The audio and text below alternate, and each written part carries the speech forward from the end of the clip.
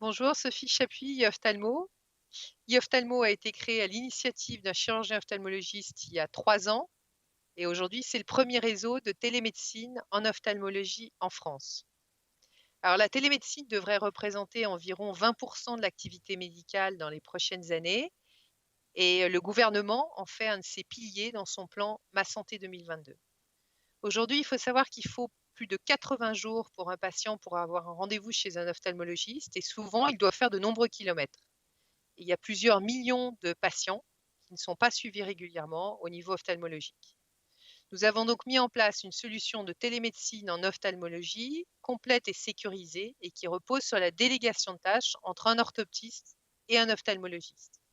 Le contact avec le patient est préservé avec le rendez-vous chez l'orthoptiste et d'autre part, on a toujours l'expertise de l'ophtalmologiste qui va effectuer le compte-rendu et le diagnostic.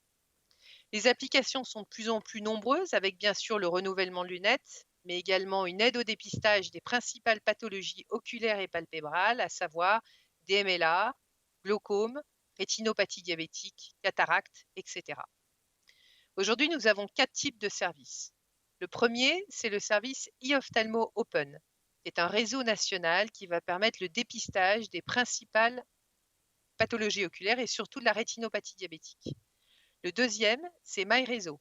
MyRéseau, c'est un réseau privé entre un orthoptiste et un ophtalmologiste.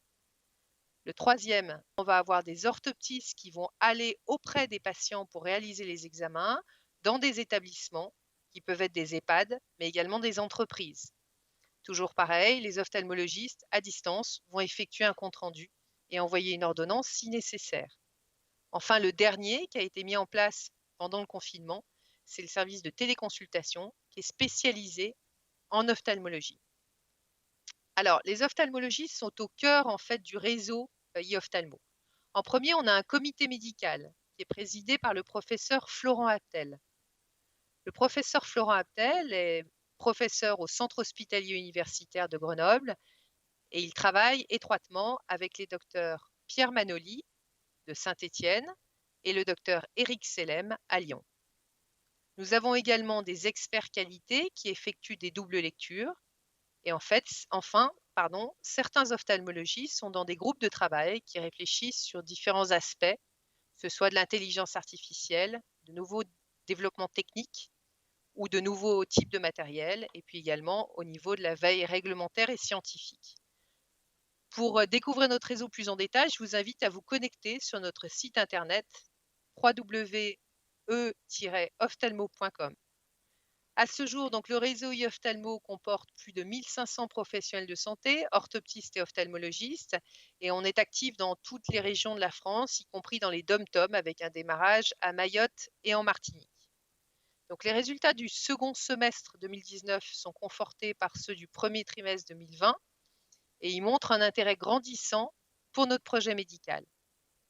Pour accélérer notre développement, nous ouvrons notre capital avec une part réservée plus spécifiquement aux orthoptistes et aux ophtalmologistes.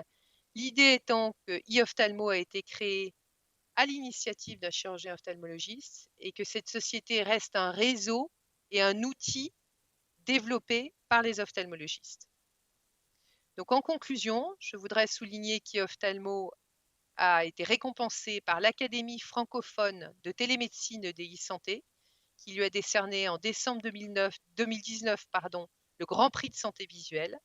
C'était une belle récompense au regard du travail accompli.